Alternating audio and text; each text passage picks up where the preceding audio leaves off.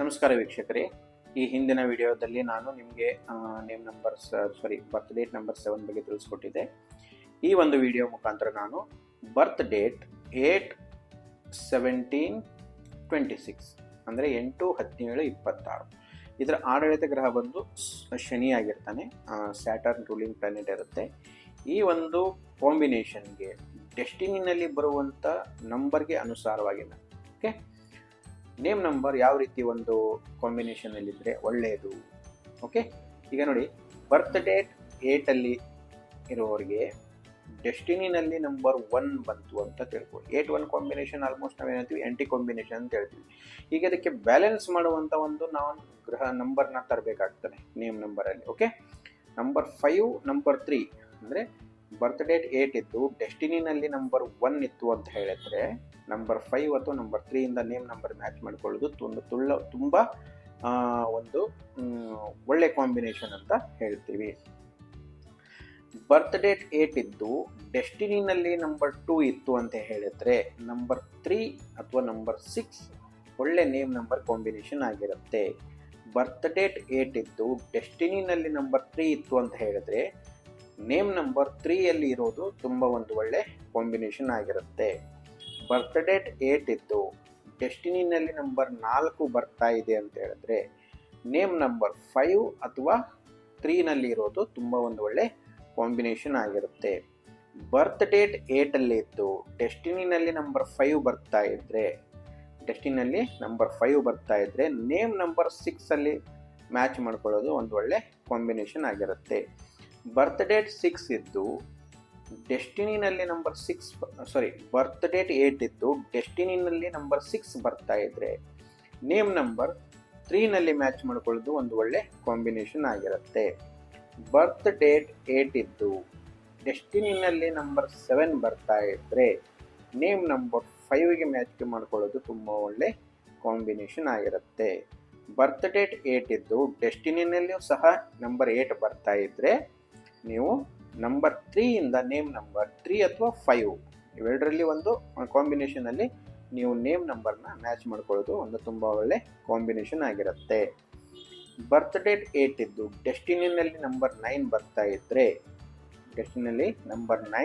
ಇದ್ರೆ name number 6 ಇಂದ match ಮಾಡ್ಕೊಳ್ಳೋದು ಒಂದು ಒಳ್ಳೆ ಕಾಂಬಿನೇಷನ್ ಆಗಿರುತ್ತೆ. ವೀಕ್ಷಕರೇ, ನಾನು ಈ ಹಿಂದಿನ ವಿಡಿಯೋದಲ್ಲೇ ತಿಳಿಸ್ಕೊಟ್ಟಿದ್ದೇನೆ. ಈ ವಿಡಿಯೋದಲ್ಲಿ ನಾನು ನಿಮಗೆ ತಿಳಿಸ್ಕೊಡ್ತಾ ಇದ್ದೇನೆ.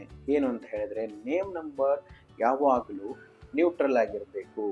ಅಂದರೆ ನಮ್ಮ ಬರ್ತ್ ಡೇಟ್ ಅಂತ ನಾವು ಏನು ಹೇಳ್ತೀವಿ ಅಂದರೆ, ಜನರಲ್ ಆಗಿ ಬರ್ತ್ ಡೇಟ್ಗೆ ಡ್ರೈವರ್ ನಂಬರ್ ಅಂತಲೂ ಕರೀತಾರೆ.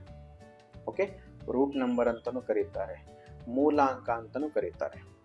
ಓಕೆ, ಡೆಸ್ಟಿನಿ ನಂಬರ್ಗೆ ನಾವು ಏನು ಮಾಡ್ತೀವಿ, ಭಾಗ್ಯಾಂಕ ಅಂತಲೂ ಕರಿತೀವಿ, ಡೆಸ್ಟಿನಿ ನಂಬರ್ ಅಂತ ಕರಿತೀವಿ, ಇವನ್ ಲೈಫ್ ಪಾತ್ ನಂಬರ್ ಅಂತಲೂ ನಾವು ಕರಿತೀವಿ. ಎರಡರ ಒಂದು ಕಾಂಬಿನೇಷನ್ ಏನಿರುತ್ತೆ ಅದು ನೇಮ್ ನಂಬರಲ್ಲಿ ನ್ಯೂ ನಂಬರಲ್ಲಿ ನ್ಯೂಟ್ರಲ್ ಆಗಿರಬೇಕು. ಆವಾಗಲೇ ಬರುತ್ತೆ. ಯಾಕಂದರೆ ನಾವು ಪರ್ಸ್ನಲ್ ಇಯರ್ನ ಕ್ಯಾಲ್ಕುಲೇಷನ್ ಮಾಡಿದಾಗ ಅಲ್ಲೇನಾಗ್ತದೆ, ಪ್ರತಿ ವರ್ಷ ಪರ್ಸ್ನಲ್ ಇಯರ್ ಚೇಂಜ್ ಆಗ್ತಾನೆ ಇರ್ತದೆ. ಓಕೆ, ಆ ಪರ್ಸ್ನಲ್ ಇಯರ್ ಎಷ್ಟೇ ಚೇಂಜ್ ಆದರೂ ಸಹ ಆ ವ್ಯಕ್ತಿಯ ಒಂದು ಜೀವನದಲ್ಲಿ ಎಷ್ಟೇ ಏರಿಳಿತಗಳು ಬಂದ್ರೂ, ಎಷ್ಟೇ ಅಡೆತಡೆಗಳನ್ನು ಬಂದ್ರೂ ಅದನ್ನು ಆ ಒಂದು ಸಿಚುವೇಶನ್ನ ಬ್ಯಾಲೆನ್ಸ್ ಮಾಡುವಂಥ ಒಂದು ಒಳ್ಳೆ ನಾಲೆಡ್ಜ್, ಅಂದರೆ ಒಂದು ಕ್ರಿಯೇಟಿವಿಟಿ ಬರುತ್ತೆ ಆ ಟೈಮಲ್ಲಿ. ಓಕೆ, ಅದರ ತಕ್ಕಾಗೆ ನಮ್ಮ ಒಂದು ನೇಮ್ ವೈಬ್ರೇಷನ್ ಇತ್ತು ಅಂತ ಹೇಳಿದರೆ, ಒಂದು ತುಂಬ ಒಳ್ಳೆ ಕಾಂಬಿನೇಷನಲ್ಲಿ ನೇಮ್ ಇತ್ತು ಅಂದರೆ ಡೆಫಿನೆಟ್ಲಿ ಆ ಲೈಫಲ್ಲಿ ಒಂದು ಬ್ಯಾಲೆನ್ಸಿಂಗ್ ಲೈಫ್ ಆಗಿರುತ್ತೆ. ನೋಡಿ, ಪ್ರತಿಯೊಬ್ಬ ವ್ಯಕ್ತಿಯ ಜೀವನದಲ್ಲಿ ಕಷ್ಟಗಳು ಬಂದೇ ಬರುತ್ತೆ, ಏರಿಳಿತಗಳು ಇದ್ದೇ ಇರುತ್ತೆ. ಸ್ಟೆಬಿಲಿಟಿ ಅನ್ನೋದು ಮೇಲೆ ತೆಳಗೆ ಆಗ್ತಾನೆ ಇರುತ್ತೆ. ಹಾಗಂತ ಹೇಳಿಬಿಟ್ಟು 100% ಆಗಿ ನಾವು ಸ್ಟೇಬಲ್ ಆಗಿರೋಕ್ಕಂತೂ ಆಗಲ್ಲ. ಓಕೆ, ಮಿನಿಮಮ್ 60-80% ನಾವು ಸ್ಟೇಬಲ್ ಆಗಿರ್ಬೋದು, but more than 80% it's not possible. At least ಏನಾಗ್ತದೆ, 60-80% ಅದು ನಮ್ಮ ಲೈಫ್ನ ಸ್ಟೇಬಲ್ ಮಾಡ್ಕೊಳ್ಳೋದಕ್ಕೆ ನಾವು ಎಷ್ಟು ಸಾಧ್ಯನೋ ಅಷ್ಟು ನಾವು ಬ್ಯಾಲೆನ್ಸ್ ಆಗಿ ಇಟ್ಕೊಳ್ಳೋ ಪ್ರಯತ್ನ ನಾವು ಮಾಡಬೇಕಾಗ್ತದೆ. ಹೀಗಾಗಿ ನಿಮ್ಮ ನೇಮನ್ನು ಎಕ್ಸಿಸ್ಟಿಂಗ್ ಆಲ್ರೆಡಿ ಇರುವಂಥ ಹೆಸರಿನಲ್ಲಿ ನೀವು ನೇಮ್ ನಂಬರ್ ಚೆಕ್ ಮಾಡಿಕೊಳ್ಳಿ. ಡೆಫಿನೆಟಾಗಿ ನಿಮಗೆ ಅಲ್ಲಿ ಏನಾದರೂ ವ್ಯತ್ಯಾಸಗಳಿದ್ದರೆ ಆಲ್ಫಾಬೆಟಿಕಲಿ ನೀವು ಚೇಂಜಸ್ ಮಾಡೋದ್ರಿಂದ ಡೆಫಿನೆಟ್ಲಿ ಏನಾಗ್ತದೆ, ಒಂದು ಹೊಸ ಒಂದು ವೈಬ್ರೇಷನ್ ಸ್ಟಾರ್ಟ್ ಆಗುತ್ತೆ, ಒಂದು ಒಳ್ಳೆಯ ಒಂದು ಪಾಸಿಟಿವ್ ಲೈಫ್ ಸ್ಟಾರ್ಟ್ ಆಗುತ್ತೆ. ಇದೆಲ್ಲ ವಿಡಿಯೋ ಡೀಟೇಲ್ಸ್ನ ನಾನು ಡಿಸ್ಕ್ರಿಪ್ಷನ್ ಬಾಕ್ಸಲ್ಲಿ ನಾನು ಶೇರ್ ಮಾಡಿದ್ದೇನೆ. ವೇದಿಕೆ astro academy channel Kannada version subscribe ಮಾಡ್ಕೊಳ್ಳಿ. ಹಾಗೆ ಹಿಂದಿ ವರ್ಷನಲ್ಲೂ ಸಹ ಆಚಾರ್ಯ ಶಕ್ತಿ ಯೂಟ್ಯೂಬ್ ಚಾನಲ್ ಇದೆ, ಅಲ್ಲಿನೂ ಸಹ ನೀವು ಅದನ್ನು ಸಬ್ಸ್ಕ್ರೈಬ್ ಮಾಡಿಕೊಡಿ. ಅಲ್ಲಿ ಹೆಚ್ಚಿನ ವಿಡಿಯೋಗಳನ್ನು ನಾನು ಅಕಲ್ಟ್ ಸೈನ್ಸ್ ಮತ್ತು ನಿಗೂಢ ವಿಜ್ಞಾನ ಇರ್ಬೋದು, ಮತ್ತು ಆಮೇಲೆ ಇದು ಒಂದು ಧರ್ಮದ ಬಗ್ಗೆ ಇರ್ಬೋದು, ಎಲ್ಲ ಥರದ ವಿಡಿಯೋಗಳನ್ನು ನಾನು ಶೇರ್ ಮಾಡ್ತಾ ಇರ್ತೇನೆ ವೀಕ್ಷಕರೇ. ನಮಸ್ಕಾರ.